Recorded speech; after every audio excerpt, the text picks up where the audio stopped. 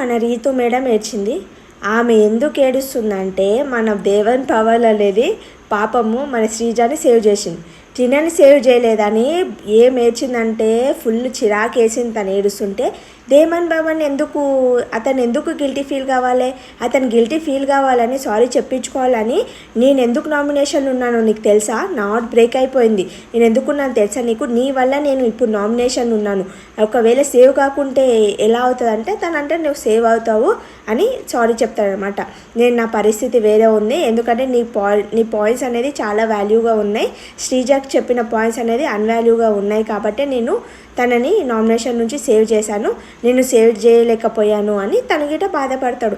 నువ్వు ఎలా చేసావు, ఇలా ఎలా చేసావు అని తనని పాపం గిల్టీ ఫీల్ చేయడానికి చాలా ఏడ్చింది. చాలాసేపు అతను చాలా బతిమిలాడుకున్నాడు. పాపం అనిపించింది, తను చాలా అమాయకునిలా కనిపిస్తుంది, తన ట్రాప్లో పడ్డాడు.